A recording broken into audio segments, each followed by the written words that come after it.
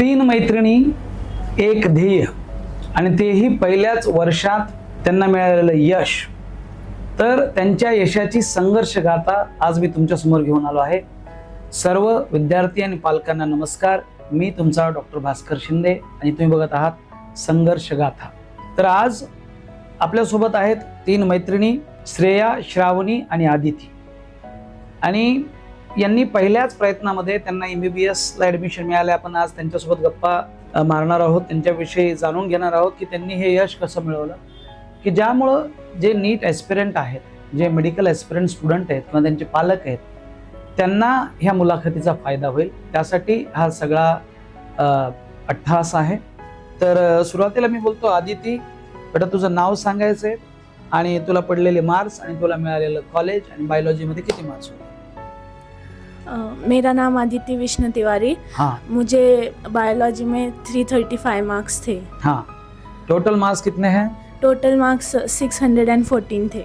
614. और physics chemistry में कितने हैं. केमिस्ट्री में 166 क्या और बात है? फिजिक्स में 113. बढ़िया. और आपको कौन सा कॉलेज मिला है. मुझे Padmashri doctor Vikhe Patil foundations medical college Nagar का. नगर का. बहुत ही बढ़िया. आप श्रावणी बेटा तू सांग, तुझं नाव, तुला मिळालेलं मार्क्स आणि तुला मिळालेलं कॉलेज. माझं नाव श्रावणी बाळासाहेब येवले. मला नीट मध्ये किती मार्क्स होते. मला नीटमध्ये 654 मार्क्स आहेत. 654. आणि मग आता डिस्ट्रीब्युशन कसं आहे, बायोमध्ये किती आहे. बायोमध्ये 330, फिजिक्समध्ये 153 आणि केमिस्ट्रीमध्ये 171. केमिस्ट्रीमध्ये 171. क्या बात है, बहुत ही बढ़िया, बहुत ही बढ़िया. आणि तुला मिळालेलं कॉलेज कोणतं आहे. मला RCSM GMC कोल्हापूर मिळाले. म्हणजे माझं जे मेडिकल कॉलेज होतं RCSM GMC कोल्हापूर, त्याच मेडिकल कॉलेजला तिला ऍडमिशन मिळालंय फर्स्ट इयरला. आणि अतिशय सुंदर असा कॅम्पस आहे सेंडा पार्कमध्ये, थोडंसं कोल्हापूरच्या 1-2 किलोमीटर थोडंसं बाहेर कॉलेज आहे ते. आणि अतिशय सुंदर असा म्हणजे पूर्ण हिरवागार असा कॅम्पस आहे त्या कॉलेजचा. आणि डेफिनेटली तुला तिथं 4.5-5 वर्ष जे राहायचंय तर तिथं तुला डेफिनेटली मजा येईल. कॉलेज पण खूप बढिया आहे. तुझ्याबद्दल सांग बेटा. माझे नाव श्रेया सुनील मुसमाडे. हा, मला 619 मार्क्स आहेत. 619. हा, बायोमध्ये 330 आहेत. बायोमध्ये 330 आहे. फिजिक्समध्ये 141 आहे आणि केमिस्ट्रीमध्ये 148 मार्क्स आहेत. मला Padmashri doctor Vitthalrao Vikhe Patil medical college भेटले नगरचा. क्या बात, खूपच छान, बढिया. चला आता आपण बोलूया. तर मी सुरुवात करतो आदितीपासून. तर आदिती, तुझी AIB मध्ये कशी जर्नी होती. तुम्ही पहिल्यापासून मैत्रिणी आहात का, इथं आल्याच्या नंतर तुम्ही तुमची मैत्री झालेली आहे. नहीं सर, मैं इन दोनों को ही पहले से जानती हूँ, मतलब स्कूल से ही फ्रेंड्स हैं हम लोग. क्या बात है, आपका स्कूल भी सेम है. हाँ, कौन सा स्कूल है आपका. अल्फोंसा इंग्लिश हाई स्कूल. तो ये भी बहुत इंपॉर्टंट है, मुझे लगता है ये बजाज नगर में है. हाँ, बजाज नगर मध्ये अल्फोन्सा इंग्लिश हायस्कूल आहे.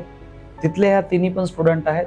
आणि त्या स्कूलला सुद्धा खूप प्राऊड फील होत असेल की पुढे चांगले विद्यार्थी तिथनं घडत आहेत. त्यांना पण खूप खूप शुभेच्छा, त्यांचं पण खूप खूप अभिनंदन. आणि स्कूलपासून ह्या फ्रेंड आहेत. मग त्यांनी क्लास पण एक निवडला आणि पुढे त्या कॉलेज पण दोघीचं तर एकच आहे, एक जणला वेगळं कॉलेज मिळाले. हा, आता सांगा तुमचे. तो मतलब मैं यहाँ AIB में जानती नहीं थी. इन दोनों ने स्कॉलरशिप पेपर दिया था यहाँ पे. मुझे लेट पता चला था, तो फिर इसने बोला कि यहाँ पे टीचर्स वगैरह सब अच्छे, सब ध्यान देते, डाउट्स एकदम अच्छे सॉल्व होते. तो फिर मतलब ये श्रेया के कहने पर मैंने ज्वाइन किए थे क्लासेस यहाँ पे. तो फिर उसकी वजह से मेरी यहाँ पे जो जर्नी थी वो एकदम मतलब स्मूथली निकली, एकदम डाउट्स वगैरह सब अच्छे सॉल्व हुए. ओके. तो आदिती बेटा, माझा तुला असा प्रश्न आहे की एकंदरीत हा जो 2 वर्षाचा कालावधी आहे, तर तुला म्हणजे कधी अप डाऊन्स राहिले असतील, मार्क्स कमी आले असतील. मेन प्रश्नाला मी हात घालतो. ज्यावेळेस कमी मार्क्स येतील त्यावेळेस तू कसं स्वतःला सावरलंस, म्हणजे कसं स्वतःला पुशअप करत राहिलीस, हे अतिशय महत्वाचं आहे. ते जरा सांग मुलांना, ते महत्वाचं आहे. सर, अप्स एंड डाउन्स मतलब आते रहेंगे, ऐसा नहीं कि नहीं चाहिए, एकदम प्लेन लाइन नहीं चलेगी. बराबर है. पर अपने आप को मतलब संभालना. उसमें क्या करना है कि मतलब मैं मेरे दोस्तों का, पेरेंट्स से बात करना. तो सबसे ज़्यादा पेरेंट्स का और दोस्तों का था उसमें, कि जब भी कम मार्क्स आए तो उनसे बात करना, टीचर्स को जाकर मिलना कि कम मार्क्स आ रहे, क्यों आ रहे, ये प्रॉब्लम आ रही है बोलकर. तो फिर वो टीचर्स मदद करते थे कि मतलब ऐसा ऐसा करो, गाइड करते थे कि क्या करना है आगे. मतलब ऐसा नहीं है कि अच्छे मार्क्स आए तो ही जाकर नहीं मिलना है, सिर्फ कम भी आए तो भी टीचर से जाकर मिलना है। हम ऐसा नहीं कर सकते कि सिर्फ ज़्यादा मार्क्स आए तो ही मिलेंगे। ओके, ये बहुत इम्पोर्टेंट है। अगर ज़्यादा मार्क आ रहे, अच्छे मार्क आ रहे तो टीचर से नहीं भी मिला तो चलेगा, पर मार्क्स अगर कम आ रहे हैं तो टीचर से बात करना बहुत ज़्यादा इम्पॉर्टंट है। वो पॉझिटिव्ह कम्युनिकेशन रखणं इम्पॉर्टंट आहे. आदिती बेटा, कसं वाटतंय तुझं ड्रीम पहिल्याच वर्षात पूर्ण झालंय, तुला एक चांगल्या मेडिकल कॉलेजला महाराष्ट्रातलं ऍडमिशन मिळालंय. आज कसं वाटतंय तुला? ज्या दिवशी तुझा लिस्ट लागली त्या दिवशी काय वाटलं तुला आणि आज काय फील होते?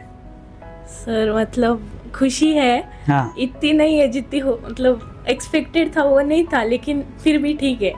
ठीक ऐसा है। नहीं है कि ओके, बुरा है कि हाँ। कैसा है, लेकिन हो गया, अब उसकी खुशी है। खुशी आहे. हाँ आई वडिलांना काय वाटलं तुझा नंबर लागल्याच्या सर, खुश थे वो खुश थे मम्मी हाँ। पापा.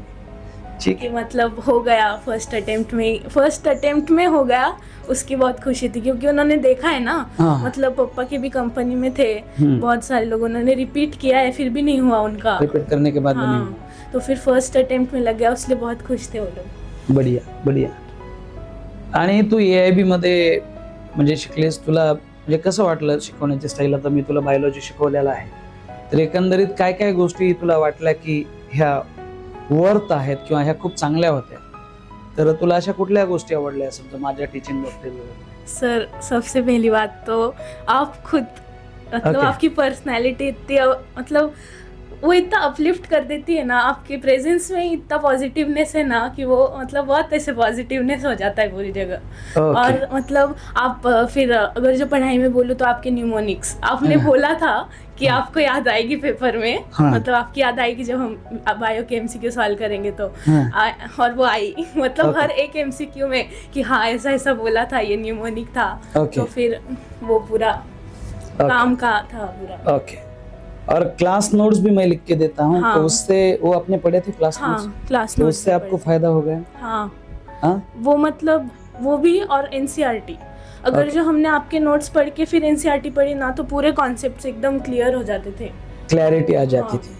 DNRP सेशन आपने अटेंड किया है, हाँ तो उसका आपको फायदा हुआ DNRP हाँ सेशन सर, का? हाँ, उससे एक एक लाइन, मतलब हाँ। मतलब मेरी क्या प्रॉब्लम होती थी कि मैं ना NCERT की लाइंस को गलत समझ लेती थी कभी, हाँ हाँ, तो हमने फिर- कई बार ऐसी लाइन हाँ। डिस्कस की है, तू लेके आती थी मेरे पास. तो फिर है ना? वो हमेशा आपके DNRP के जो सेशंस होते थे ना, तो हाँ। उसमें डाउट सॉल्व हो जाते थे वो।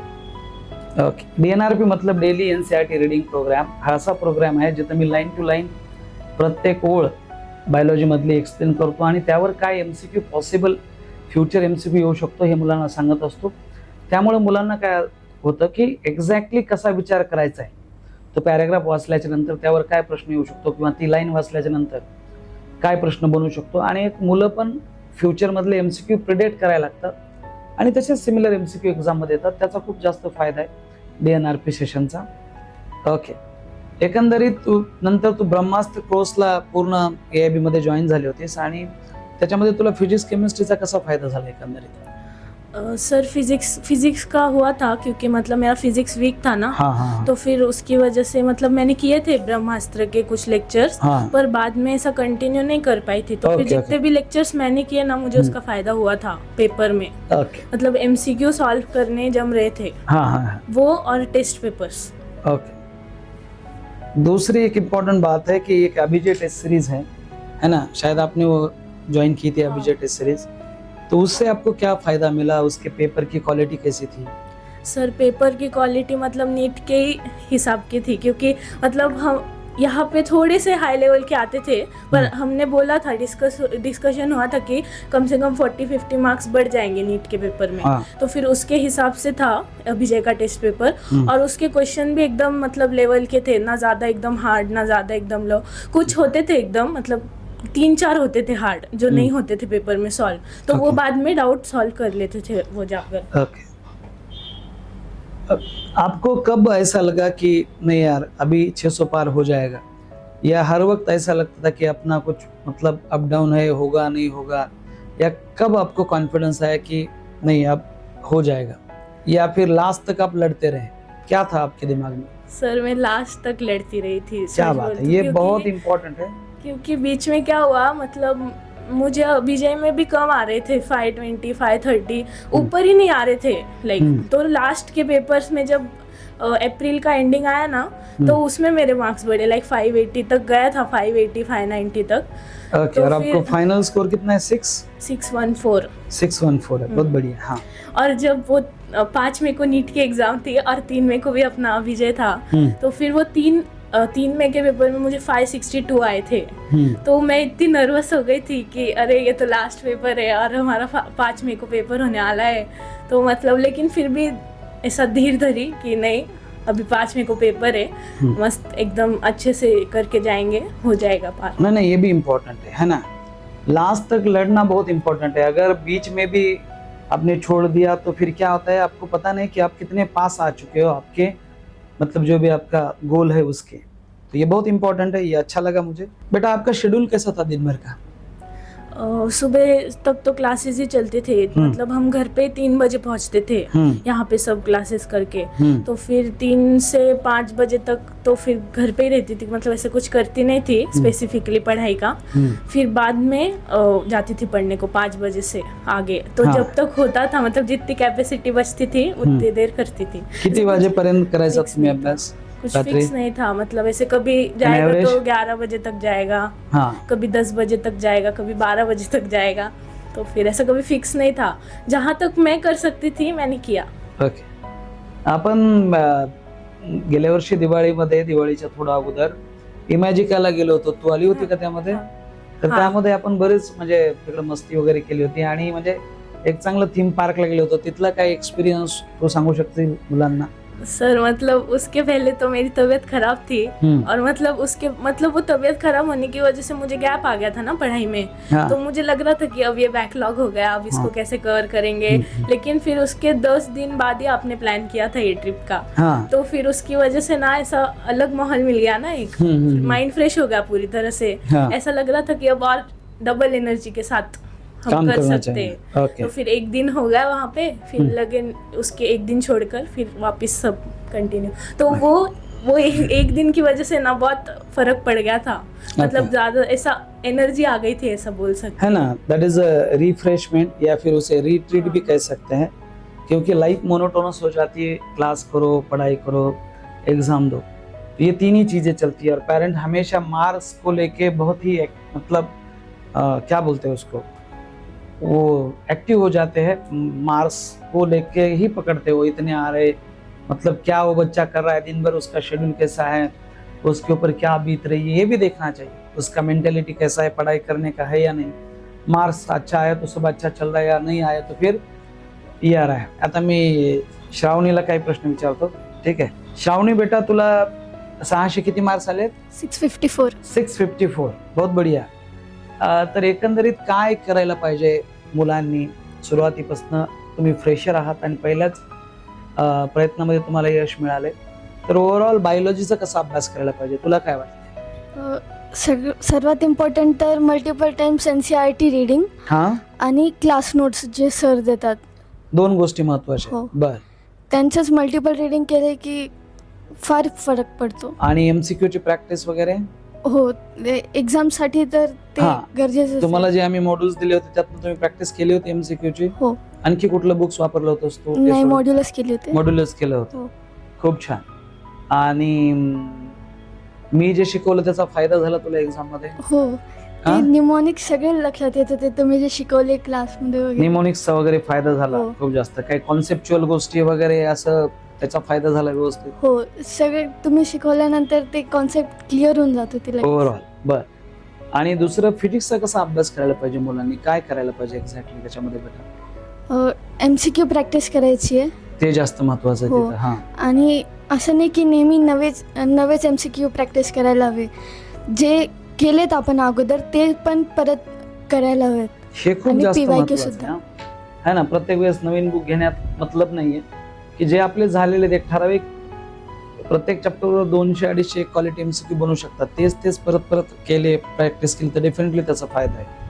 बर, कॉन्सेप्च्युअल क्लॅरिटीला किती किंमत आहे फिजिक्स मध्ये? का नुसतं MCQ ची प्रॅक्टिस करून चालेल का? कॉन्सेप्ट पण क्लिअर व्हायला पाहिजे. हा काही थेअरी क्वेश्चन्स असतात त्यांच्यासाठी कॉन्सेप्टच लागते आणि क्लासमध्ये जितकं लक्ष द्याल तितकं तुम्हाला लवकर लक्षात येईल आणि जास्त अभ्यास करायची गरज नाही पडत घरी. बर, आम्ही जे ब्रह्मास्त्र कोर्स शेवटी रिव्हिजन प्रोग्राम घेतला होता, तू अटेंड केलतास ते ब्रह्मास्त्र हो. कोर्स? त्याचा तुला फायदा झाला? हो, लाईक काही कॉन्सेप्ट असे विसरल्यासारखे झाले होते, मग ते ब्रशअप concepts- झाले, ते हो. थोडंसं रिवाइज झाले. खूप छान. बर, आणखी एक मला विचारायचं आहे, केमिस्ट्रीमध्ये तुला खूप छान मार्क आहेत, 171 मार्क आहेत बेटा. तर केमिस्ट्रीचं कसं करायला पाहिजे अभ्यास, तुला काय वाटतंय? त्याच्यात पण MCQ प्रॅक्टिस केली पाहिजे आणि ऑर्गॅनिक आणि इनऑर्गॅनिकसाठी सुद्धा NCERT मस्ट आहे. मस्त आहे ना? हो तू वाचलंस NCERT ऑर्गॅनिक इनऑर्गॅनिक साठी? हो किती वेळेस वाचलंस? सर तसं मोजलं नाही पण मल्टिपल टाइम्स रिडिंग झालेली. बऱ्याच वेळेस, कमीत कमी 1-3-4 वेळेस तरी वाचलं हा. असशील. हे महत्वाचं आहे. जसं बायोलॉजीचं NCERT वाचायचं का, तसंच ऑर्गॅनिक आणि इनऑर्गॅनिक केमिस्ट्रीचं पण NCERT हे बुक अतिशय महत्वाचं आहे. आणि तुमच्या ज्या क्लास नोट्स असतील, ज्या टीचरना हँड रिटन, त्या पण इम्पॉर्टंट आहेत, है ना? आणखी तुला विचाराल की हे PTM वगैरे आम्ही घ्यायचो दर महिन्याला, किंवा कधी कधी स्टुडंटचं पण मी सेमिनार घ्यायचो की आता कसं इम्प्रूव्हमेंट करायला पाहिजे. तर त्याचा तुला फायदा झाला या सगळ्या गोष्टीचा? हो, तुम्ही जे लाईक टॉप 10 मध्ये आले त्यांचा सत्कार करत होते, त्याच्यामुळे बूस्ट होत होतो आम्ही. बुस्टअप होत होतं. हो, तुझा किती वेळेस सत्कार झाला होता या सगळ्याचा? मोजलेलं नाही. पण बऱ्याच वेळेस झाला असणार. घरचं एकदम वातावरण कसं होतं बेटा श्रावणी? घरी आई वडिलांनी कसा सपोर्ट केला तुला? तुला काही गोष्टी आठवतात की जिथं तुला डाऊनफॉल वाटू लागला किंवा वाटू लागलं की आता काही खरं नाही, पण मम्मी पप्पांनी सपोर्ट केला आणि मग तिथून तू पुन्हा आणखीन वर आलीस? हा प्रश्न मी आदितीला पण विचारत. हा, असं काय आहे? हां, आता कधी मार्क्स कमी आले तर मला पप्पा विचारत होते की मार्क्स कसे कमी आले, तू काय केलं होतं यावेळेस, याच्यात हां. काय करायला हवं तू. बर, जर नाहीच समजत आहे तर सरांना विचारून घे काय हम्म. करायचं काय नाही. हम्म. असं झालं बर. ते असं. बर, मग हे तुझे जे जर्नी याच्याबद्दल रोज चर्चा व्हायची पालकांसोबत का? ते त्याचं काम करायचे, तू तुझा अभ्यास करायचीस? कसं होतं एकंदरीत घरचं वातावरण? अं, म्हणजे जास्त कोण इन्व्हॉल्व व्हायचं, मम्मी पप्पा का दोघं पण इक्वली इन्व्हॉल्व होते? जास्त पप्पा इन्व्हॉल्व होत होते जास्त पप्पा इन्व्हॉल्व व्हायचे. हो. हम्म. आणि चांगले मार्क्स आले नाही आले तरी पप्पा म्हणत होते की एक चांगलंच होणार आहे सगळं बर, असं. आणि एकंदरीत हे तुमचं कधी बोलणं चालायचं? म्हणजे रोज चालायचं, डेली का 8 दिवसात एकदा का महिन्यात एकदा, कसं व्हायचं तुमचं? वीकली. वीकली तुमचं हो. चर्चा चालायची कसं जायला पाहिजे काय? बर, आपण ना काही NWR एक्झाम घेतल्या होत्या बघ, बाहेरच्या सेंटरवर जाऊन, तर हो आहे ना, जिथे जिथं नीटचे सेंटर आहे. तर तशा एक्झामचा जिथं म्हणजे रिअल नीट सारखी परीक्षा होते ती, तिथं इन्व्हिजिलेटर असतात बाहेरचे, तिथं हॉल तिकीट दिलं जातं, मुलांचे रोल नंबर टाकले जातात, आणि बऱ्यापैकी जे नीटचे सेंटर तिथंच ती परीक्षा होते. तिथं काय असतात, पेपरचे ABCD असे सेट असतात, आणि मुलांना त्या नीटच्या परीक्षेचा अनुभव यावा यासाठी AIB तर्फे तशी परीक्षा घेतली जाते. तर त्याचा तुला फायदा झाला कितपत? हो. बर. जसं इथे NWR मध्ये आपण दुसऱ्या कॉलेजेसवर जाऊन एक्झाम्स देतो तसंच नीटमध्ये पण होतं, म्हणून मग जास्त काही डिफरन्स वाटला नाही, म्हणून तिथं शांतपणे पेपर देता आला. फायनल परीक्षेला पण? हो. बरं, मी आदितीकडे येत. आदिती थोडी इमोशनल मुलगी आहे, पण तेवढी जिद्दी आहे, आणि मला माहिती आहे की ती खूप मोठ्या लेवलला काम करेल पुढे भविष्यात जाऊन. समाजासाठी चांगलं योगदान असेल या तिन्ही मुलींचं. प्रामाणिकपणे काम केले म्हणून त्या पहिल्या प्रयत्नामध्ये एवढं मोठं यश मिळू शकल्यात. आदिती, काय सांगशील? समजा हे पालक तुला ऐकायला लागले तुझे स्वतःचे, तर त्यांना काय सांगशील? कसा सपोर्ट केला पालकांनी तुला एकंदरीत? म्हणजे बाकीच्या पालकांना पण कळेल की जोपर्यंत तुम्ही इन्व्हॉल्व्ह होणार नाही तोपर्यंत तुम्ही सक्सेस होणार नाहीत, तुमचं मुलं त्यामध्ये सक्सेस होणार नाहीत. तर तुझ्या पालकांचा काय रोल होता तुझ्या ह्या जर्नी? सर मतलब मेरे पेरेंट्स ना, उनका कैसा है कि स्टूडेंट और टीचर का जो बॉन्ड है ना, वैसा मतलब वैसा नहीं हो सकता पेरेंट्स और बच्चे का बॉन्ड. उनका अलग, वो थोड़ा अलग गाइडेंस देते हैं. तो उनका कैसा है कि पढ़ाई है ना, तो वो टीचर्स के साथ तुम जाकर, अगर जो मैं कभी वो हो गई डिमोटिवेट कि अब नहीं हो रहा है, तो वो ये बोलते थे कि टीचर्स से जाकर मिलो. ये भी अच्छा तो है। वो मतलब वो गाइडेंस करेंगे अच्छे से। और मेरे पेरेंट्स ने कभी कभी भी मुझ पर प्रेशर नहीं डाला और Okay. कभी किसी बच्चे से कंपेयर नहीं किया कि इसको इतना आ रहे तो तू इतना कर, वो उसको इतना आ रहे, तो ये कभी नहीं था। मतलब वो मतलब उनका कैसा था कि तू कर लेगी, हमें तुझ पर भरोसा है। ओके, क्या बात, हे महत्वाचं कंपॅरिझन नव्हतं. काय सांगशील तुझ्या पप्पाला, कसं धन्यवाद व्यक्त करशील, ते ऐकायला लागलेत हा व्हिडिओ, काय बोलशील तू? सर मतलब मैं क्या बोलूँ, इतना कुछ किया है ना मेरे लिए। हाँ, मतलब मुझे तो ऐसा लगता है कि उनके लिए मैं जितना भी बोलूंगी ना उतना कम होगा। तो बोल सकते हैं ना, तो मैं इसीलिए तो बोल रहा हूँ, क्योंकि कैसा है कभी कभी सामने बोलना थोड़ा सा ये होता है, हम हेजिटेट होते हैं। तो ये इस मतलब जो भी ये इंटरव्यू है इसके थ्रू तू बोल सकती है तेरे पप्पा, म्हणजे जो भी तू बोलना चाहती है तेरे मम्मी पापा को, है ना? पहले तो थैंक यू बोलना चाहूंगी ओके। कि हमेशा मेरा साथ दिया उन्होंने। और दूसरा ये कि बोल सकते हो, ठीक है, उसके पास शब्द नहीं है पर वो बोल रही है कि थैंक यू। ये भी बहुत इंपॉर्टेंट है। कैसा है ना, कुछ चीजें होती है कि कभी भी बच्चे बता नहीं सकते पेरेंट्स को कि वो कितना अच्छा फील करते हैं, मतलब उनका कितना रिस्पेक्ट करते हैं, उनके बारे में क्या सोचते हैं। जब भी है ना? मुझे ना 2 बार हुआ था ऐसा कि मतलब मुझे ऐसा लगा कि अभी नहीं होगा मेरे से, तो तब मम्मी आकर मेरे पास खड़े रहती थी। मैं बोलती थी कि चली जाओ यहाँ से, मत अभी मुझे अकेला छोड़ दो। वो तब वहाँ पे खड़ी रहती थी कि तू शांत हो जा और मतलब संभल जा, कुछ नहीं होगा, इतना क्या टेंशन ले रही है, अभी थोड़ी ना खत्म हो गई है जिंदगी, तो फिर हो जाएगा अच्छे से, आगे सब भगवान देख लेंगे, तू कर बस, तेरी मेहनत काम लाएगी। और पापा का तो था ही कि उनको तो भरोसा ही था कि मतलब हो जाएगा मेरा फर्स्ट अटेम्प्ट में। और अभी भी मेरा हुआ ना तो मतलब उनको था कि गवर्नमेंट में हो, पर फिर जब हो गया ना मेरा तो वो बहुत खुश थे। मतलब नहीं, वो भी बहुत बढ़िया कॉलेज है, मैं आपको बताना चाहूँगा। और क्या है ना, ये बहुत इम्पोर्टेंट है ना, कि वो बोल रही कि उनकी मम्मी वहाँ पे खडी रही, ये बहुत इम्पॉर्टंट आहे. तुम्ही जर पालक सगळे जर हे ऐकत असताल तर मी त्यांना हेच सांगाल, जे फ्युचर एस्पिरंट आहेत त्यांच्या पालकांसाठी हा एक हे सत्य आहे. हे काय आम्ही काय बनावं नाहीये. तिच्या लाईफमध्ये जे काय घडलं मागच्या 2 वर्षात ती सांगते की आई वडील नेहमी तिच्या पाठीशी उभा राहिले, नेहमी तिच्या सोबत उभा राहिले. तू करत राहा, नेहमी चांगलं होईल. वडिलांना एक विश्वास होता, आणि जोपर्यंत आई वडिलांना विश्वास येणार नाही की आपले मुलं ते करू शकतात, तोपर्यंत तो विश्वास त्या मुलांमध्ये येणार नाही. आणि ते वाईस वर्सा आहे, मुलांनी पण तेवढी मेहनत करावी की आई वडिलांना तो ट्रस्ट यायला हवा की आपल्या मुलाचं काहीतरी होऊ शकतं, है ना. तर मी आता श्रेयाकडे येतो. आणि श्रेया हे अतिशय सिन्सिअर स्टुडंट आहे, म्हणूनच ती पहिल्या अटेम्प्टमध्ये MBBS तिला मिळू शकले. तर बेटा श्रेया, तुझे मार्क्स, तुझं कॉलेज कुठलं आहे हे सांगशील? टोटल मार्क किती नीटमध्ये तुला? 619 आहेत. 619. हां, टोटल बायोलॉजीमध्ये किती आले? 330. 330. केमिस्ट्री 148. 148. आणि फिजिक्समध्ये 141. 145. बहुत बढिया, खूप चांगले मार्क आहेत तिला हे पण. आणि एकंदरीत कशी तुझी जर्नी होती? म्हणजे आपण सुरुवात करूया पहिल्या दिवसापासून. ज्या दिवशी तुम्ही 10th पास झालाय त्या दिवशी तुम्हाला वाटलं होतं का आपण MBBSच बनायचंय? काय डिसाईड होतं सगळं पहिल्यापासून 10th पासून? नंतर हळूहळू हे पुढे स्वप्न बघितलं तुम्ही? नेमकं हे कसं होतं? ते सुरुवातीपासून होतं का नंतर कळायला लागलं तुम्हाला याचं? सर, माझं आणि आदित्यचं तर म्हणजे सुरुवातीपासूनच होतं की म्हणजे डॉक्टरच बनायचंय. क्या बात है, बहुत बढ़िया. हां. आणि म्हणजे 10th पास झाल्यानंतर लास्ट एक्झाम नंतर दुसऱ्या दिवशी आमची फ्रेंड आहे श्वेता म्हणून, तिच्या पप्पांनी आम्हाला म्हणजे इकडे हे केलं की स्कॉलरशिप आहे म्हणून एक्झाम देऊन बघा. सुरुवातीला तर मला वाटलं होतं की म्हणजे क्लासेस असतात की लाईक स्कॉलरशिप नाही देत 100% बरेच क्लासेस. मग आम्ही अशीच दिली ती एक्झाम, ती मी आणि श्रावणीने, म्हणजे काही अपेक्षा वगैरे नाही ठेवून. नंतर दुसऱ्या दिवशी वाटतं रिझल्ट आला आणि मग 100% स्कॉलरशिप लागली. मग आमच्या दोघांची फीज एकदम म्हणजे माफ झाली. त्याच्यानंतर किती रुपये फीस घेतली आहे? 0 रुपये.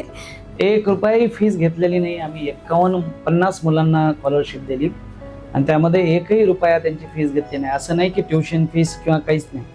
आणि त्याचं हे फलित आहे ना. त्या लेकरांनी अभ्यास केला, पालकांना थोडासा इकॉनॉमिकल त्याचा बेनिफिट झाला, पण आम्हाला पण चांगल्या मुलांना शिकवायला मिळालं. आणि पहिल्याच प्रयत्नामध्ये हे मुलं MBBS झाले. ते त्याचं फलित आहे त्या एक्झामचं. ज्या मुलीचा रँक 1 आला होता त्याच परीक्षेत त्या मुलीला 684 मार्क्स आहेत आणि तिचा KM ला नंबर लागला. तिचं नाव आहे समृद्धी राठोड. तिला बायोलॉजीमध्ये आउट ऑफ मार्क आहे 360 पैकी 360. ह्या पण गोष्टी खूप जास्त महत्वाच्या आहेत. ठीक आहे, आता तू सांग AIB मध्ये तुझी कशी जर्नी होती, बायोलॉजीचा तू कसा अभ्यास केलास, एक एक विषय आपण बोलूया.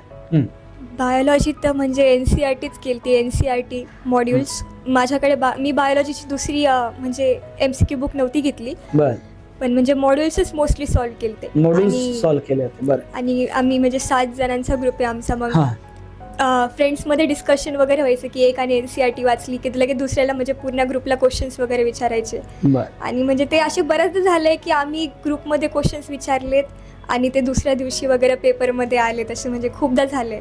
बर. इनफॅक्ट नीटच्या पेपरमध्ये पण म्हणजे आदल्या दिवशी आम्ही रात्री तिघी फोनवर बोलत होतो.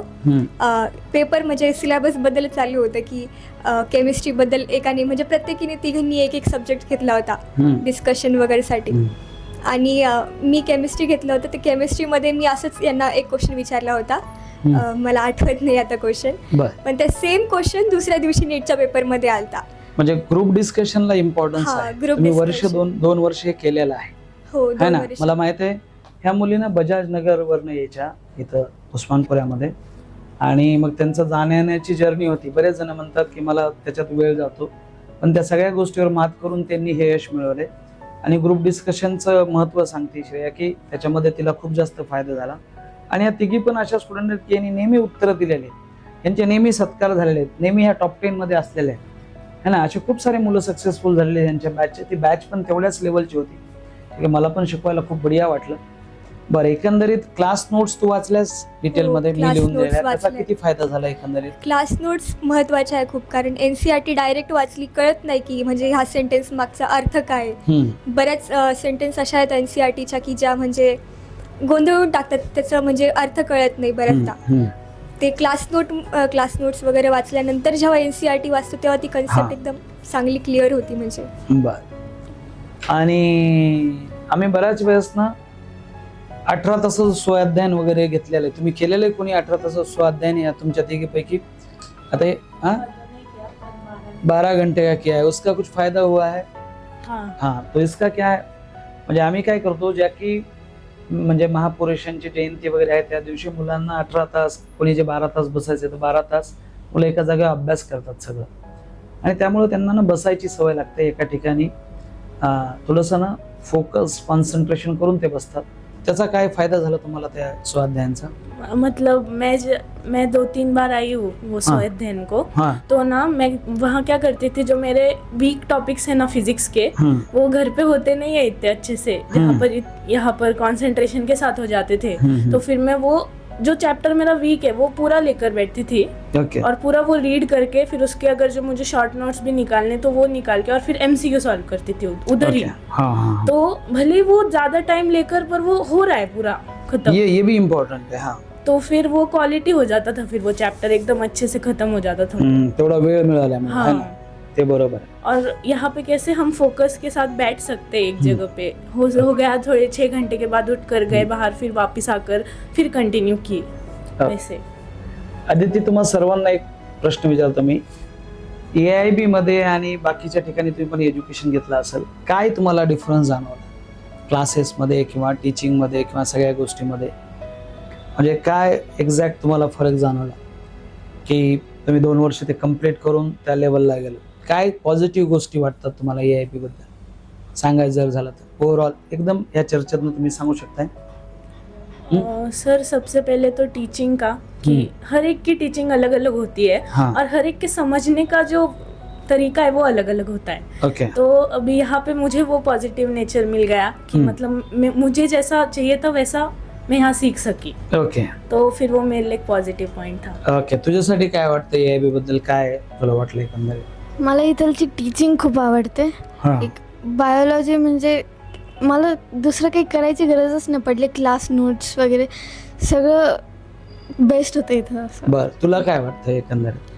मला क्वेश्चन पेपर्स जास्त महत्त्वाचे वाटले, कारण क्वेश्चन्स खूप एकदम म्हणजे व्हरायटीचे डेली टेस्टमध्ये, वीकली टेस्टमध्ये एकदम व्हरायटीचे क्वेश्चन्स निघायचे, ते मला जास्त हे वाटलं.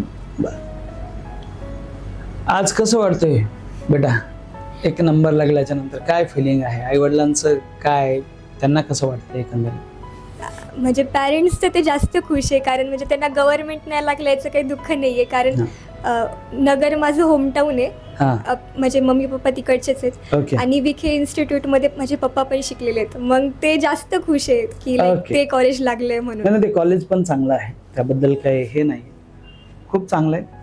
बर, एकंदरीत आता एक एक वाक्य म्हणजे काय तू सजेशन देशील? एक सजेशन पालकाला आणि एक सजेशन विद्यार्थ्यांना. पालकांसाठी काय आहे, पालकांनी कसं बिहेव करायला पाहिजे? पालकांसाठी तर एवढं सांगेल की म्हणजे फ्रेंडली वातावरण घरी ठेवायचं, म्हणजे मुलांना जास्त स्ट्रेस नाही द्यायचं. माझ्या घरी तेच होतं की म्हणजे कोणी इतकं हे नाही म्हणजे लाईक वातावरण एकदम टेन्स नव्हतं की आज पेपर आहे अभ्यासच कर म्हणून. तसं काही नव्हतं, म्हणजे थोडे कमी आले का ते हास्य मजाकमध्ये निघून जायचं ते सगळं स्ट्रेस ओके वगैरे. ओके. आणि विद्यार्थ्यांसाठी काय सजेशन असेल स्टुडंटसाठी? विद्यार्थ्यांसाठी तर हेच असेल की म्हणजे मित्र वगैरे फ्रेंड सर्कल चांगला असला पाहिजे, ते जास्त महत्त्वाचं असतं. कारण चांगले मित्र असे पुढं पण घेऊ शकतात आणि म्हणजे वाईट संगतपासून थोडं लांबच राहिलं पाहिजे. क्या बात आहे, बढिया. पालकांसाठी काय सांगशील तू बेटा? काय जे फ्युचर ॲस्पिरंट आहेत, नीट ॲस्पिरंट, त्यांच्या पालकांनी कसं राहायला पाहिजे? हां, दुसऱ्या मुलांसोबत एकतर कम्पेअर करू नका कम्पॅरिझन नसायला पाहिजे, हे महत्वाचं आहे. आणि घरी असं मुलाला जास्त अभ्यास कर असं म्हणू नका. जेव्हा डेली तेच इरिटेट करायला नाही पाहिजे, है ना? हा, स्टुडंटसाठी काय सांगशील? विद्यार्थ्याला असं नाही की आपल्याला एवढं टाईम अभ्यास करायलाच हवा, फक्त जेव्हा अभ्यास कराल तेव्हा क्वालिटी अभ्यास कराल. हे जे वाक्य कराल खूप ते. महत्वाचं आहे. क्वालिटी स्टडी करणं अतिशय इम्पॉर्टंट आहे. मुलं येऊन तेच मला प्रश्न विचारतात, सर मी बायोलॉजी किती तास करू, केमिस्ट्री किती तास करू किंवा फिजिक्स. प्रत्येकाचं ते व्हेरिएबल आहे. कोणाला लवकर समजतं तर त्याचा 1 तासातच तो टॉपिक होईल, कोणाला उशिरा कळतं तर त्याला 2 तास लागतील. पण ती जसे आदिती म्हणले की एखाद्या वेळेस मला जर 10-12 तास मिळत असतील तर मी एकच टॉपिक करायचे, पण क्वालिटी, मग त्यामध्ये पुन्हा काही राहायचंच नाही. क्वालिटी अभ्यास करणं म्हणजे जे काय वाचायला लागलो, जे काय लिहायला लागलोय तर ते आपल्याला पूर्ण आकलन व्हायला लागले, समजायला लागले आणि लक्षात पण राहायला लागले. हे महत्वाचं आहे. तू काय सांगशील पालकांसाठी, त्यांनी कसं बिहेव करावं? कारण की तुम्ही त्या सगळे 2 वर्षाच्या जर्नीमध्ये एक्सपिरियन्स केलेला आहे. सर सबसे पहले तो कभी अपना सपोर्ट ऐसे पीछे मत खींचो हाँ और कभी बच्चों को ये मत जताओ कि तुम मतलब उनके लिए कर रहे हो. हाँ, वो तो पेरेंट्स का है ही कि उनको करना ही है ना बराबर. बच्चों के लिए. ते ये त्यांचं मत जताओ कर्तव्य कि आहे. तुम कर रहे हो, तुम्हें करना ही है क्योंकि हम तुम्हारे लिए कर रहे हैं, ऐसा बराबर. नहीं होना चाहिए. मराठीमध्ये त्याला कर्तव्य म्हणतात, है ना? त्यांचा रोलच आहे. बरेच पालक मला येऊन इथं सांगतात, बेटा की आम्ही ना सगळं सोडून इथं आलोय विद्यार्थ्यासाठी. म्हणजे अगोदर आम्ही तालुका लेवलला राहायचो, मग आता सगळं सोडून घर वगैरे हे करायलोय. आम्ही करायलोय कोणासाठी? त्यांच्यासाठी करायलोय, पण ते मग काहीच आम्हाला रिटर्न मध्ये देणार. कभी कभी यही होता हाँ, है कि हाँ. बच्चे ना वो ज्यादा सोचने लगते हैं हाँ. कि हम तुम्हारे लिए कर रहे हैं, तुम क्यों नहीं कर रहे हो. तो फिर उसकी वजह वो अलग टेंशन दे देता है बच्चे को कि यार पेरेंट्स हमारे लिए इतना कर रहे हैं, हम तो उनके लिए कुछ कर ही नहीं पा रहे. तो ये बहुत गलत बात हो जाती है फिर. और हर बार वो जताते भी है, बताते भी है ना? हम ये कर रहे हैं, हम वो कर रहे हैं. तो ये कभी नहीं करना चाहिए. ते फिर- महत्वाचं आहे की तुम्ही पालकांना म्हणजे ते सांगायला नाही पाहिजे, गपचूप करायला पाहिजे. मुलांना ते सगळं कळत असतं, ते त्या लेवलची मुलं, ते काय आता लहान नाहीये. आणि त्यांना कळते की आपल्या पालकांचे परिश्रम काय आहेत, कष्ट काय आहेत, आणि त्यांचं आपल्या प्रति डेडिकेशन काय आहे, ते किती आपल्यासाठी सगळ्या गोष्टी अवेलेबल करून दिलेत, हे मुलांना त्याची जाणीव असते. म्हणजे जवळपास मुलींना तर 100% मुलींना त्याची जाणीव असते आणि मुलांना पण बऱ्यापैकी जाणीव असते. विद्यार्थ्यांसाठी काय सांगशील बेटा? त्यांनी काय कसं करायला पाहिजे स्वतःला 2 वर्षामध्ये मेंटेन करायला पाहिजे? सर जितने ज्यादा पेपर सॉल्व करोगे उतने ज्यादा अच्छे तुम्हारा स्कोर होगा नीट में, हे और जितना पेपर एनालाइज करोगे उतना अच्छा होगा. हा पण महत्वाचा मुद्दा त्यानं सांगितलाय की जेवढ्या मॉक टेस्ट तुम्ही देताल, जेवढ्या तुम्ही टेस्ट देताल तेवढा त्याचा फायदा आहे. कारण की प्रत्येक टेस्टमध्ये तुम्हाला काही चुका कळायला लागल्यात आणि ते पेपर अनालिसिस केल्यामुळे त्या चुका नेमका कशामुळे व्हायला लागल्या, सिली मिस्टेकमुळे व्हायल्यात का कशामुळे व्हायला लागल्यात, हे तुमच्या लक्षात येईल आणि याचा तुम्हाला डेफिनेटली फायदा होईल. ठीक आहे. तर अशी ही 3 मैत्रिणीची स्टोरी आज आपण ऐकली आहे आणि मला असा पूर्ण ठाम विश्वास आहे की भविष्यामध्ये ह्या खूप मोठ्या पदावर जातील. PG पण खूप चांगल्या कॉलेजमधनं त्यांना PGला ॲडमिशन मिळेल आणि ते तेवढा अभ्यास करतायत आणि एक चांगलं डॉक्टर म्हणून समाजामध्ये नाव कमवतील, स्वतःचं पण आणि समाजासाठी पण त्यांचं खूप मोठं योगदान राहील. तुम्ही तिघी पण आलात त्याबद्दल तुमचं खूप खूप धन्यवाद आणि तुम्हाला पुढील वाटचालीस खूप खूप शुभेच्छा. खूप मोठं बना, एवढं मोठं बना की आईवडिलांना आणखी प्राऊड फील झालं पाहिजे. कधी आम्ही पण उद्याच्याला बघू फ्युचरमध्ये की तुम्ही एवढं उंची गाठली आहे, तर आम्हाला पण प्राऊड फील झालं पाहिजे. मनातली मनात आम्ही पण म्हणलं पाहिजे की आम्ही ह्या विद्यार्थ्यांचे शिक्षक होतो, आम्ही यांना शिकवले आहे, हे आमचे स्टुडंट आहेत. तर तुम्हाला पुढच्या भविष्यासाठी खूप खूप शुभेच्छा. ठीक आहे, थँक्यू सो मच. तर तुम्ही असंच, हा जर व्हिडिओ तुम्हाला आवडला असेल तर याला नक्की लाईक करा आणि काही जे निडी लोक आहेत ज्यांना यांची गरज आहे त्या लोकांसोबत हा शेअर करा. आपलं चॅनल जर सबस्क्राईब केलं नसेल तर सबस्क्राईब करा आणि भेटू आपण पुढच्या अशाच एक चांगल्या एपिसोडमध्ये, जिथं आणखी एक नवीन संघर्ष गाथा आम्ही तुमच्यासाठी घेऊन येऊ. ठीक आहे, थँक्यू सो मच. महाराष्ट्राचा विश्वास AIB ला बनवतो खास. Thank you so much. थँक्यू.